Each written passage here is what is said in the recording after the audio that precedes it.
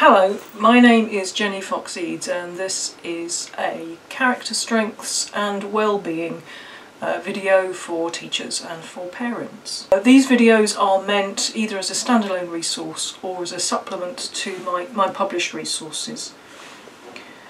In the last video I talked about how in my work on well-being I've encourage teachers and children to tell stories, and that's because storytelling is for me well-being in action.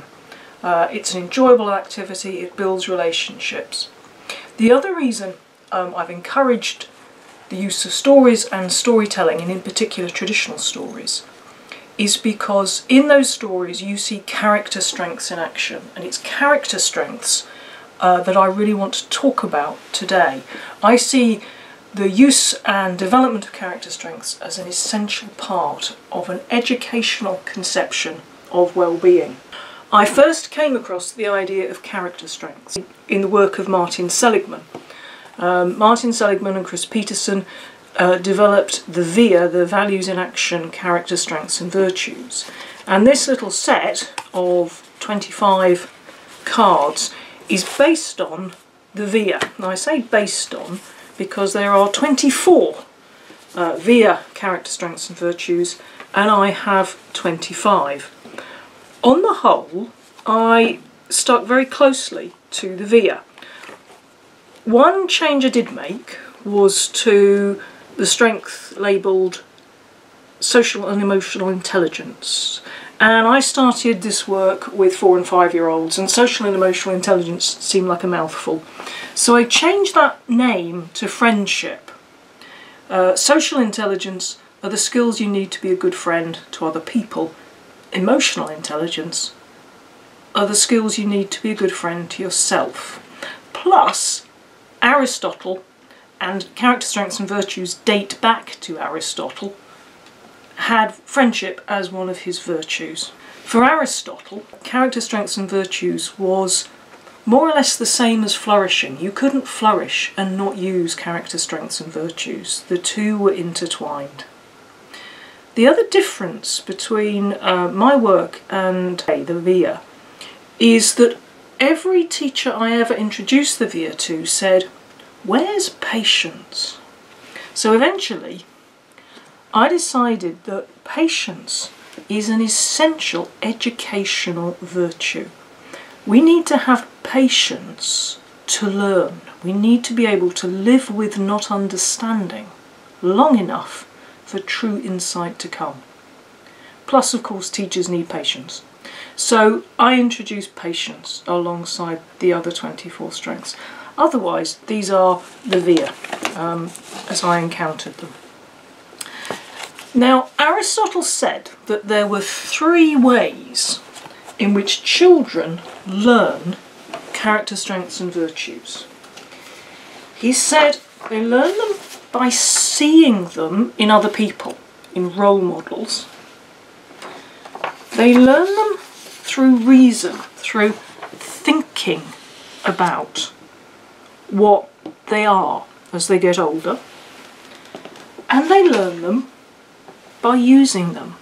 So fundamentally you learn to be brave by being brave. You learn to be kind through showing kindness. And in my work I've tried to incorporate these 3 ways of learning about character and character strengths.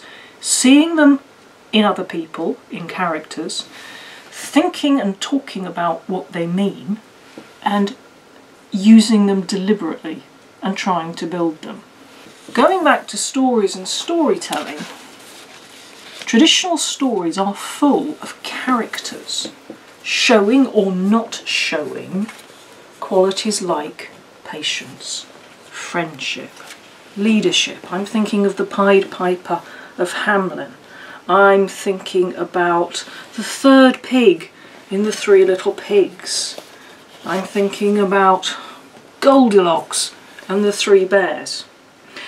All of these stories have characters showing lots of these strengths, and if you tell any story and then you put out a handful or even 25 of these and say, which of these did you see in that story? Children and young people see a great deal. I've never been a big fan of single theme stories, because I don't think that's how stories work. I don't think a story is about kindness. I don't think any character just shows kindness. I think they show a lot of them. And that's, for me, the value of story, is that they show the complexity of character strengths in action. And also, not only do the three little pigs have strengths, but the wolf has some as well. If I leaf through here and find persistence, there's a wolf being amazingly persistent in the three little pigs. And that's important. Children need to know that they are a mixture of strengths and weaknesses, flaws and positive parts. They don't have to be good the whole time. We're not setting an impossible standard. Sometimes they can be a little wolf-like as well as good little three little pigs. That's the value of story for me.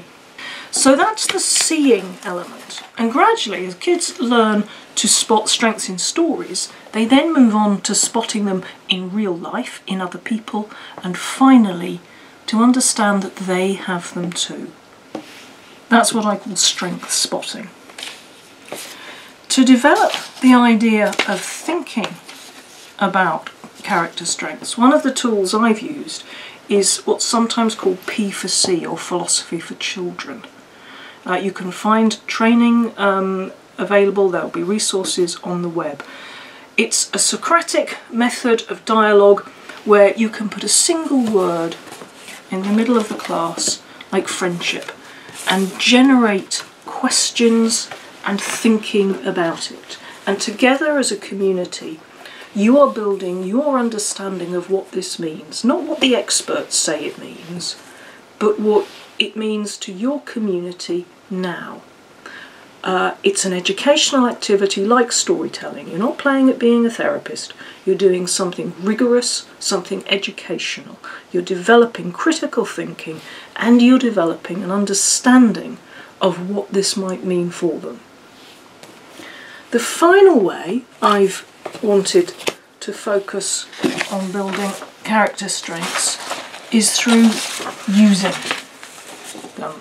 Deliberate opportunities to build strengths, and I called these in my early work strengths builders.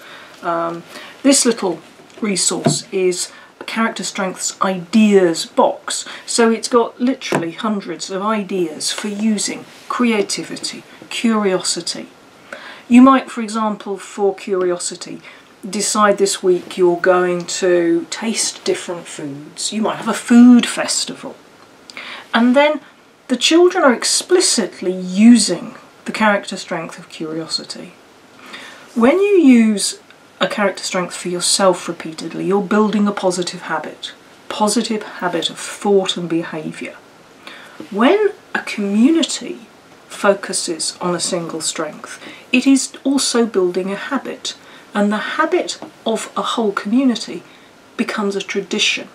So then you're creating traditions that are based on character strengths and virtues.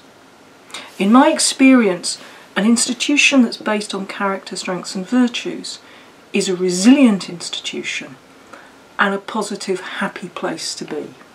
I'll talk more about community building in a future video. Thank you for listening.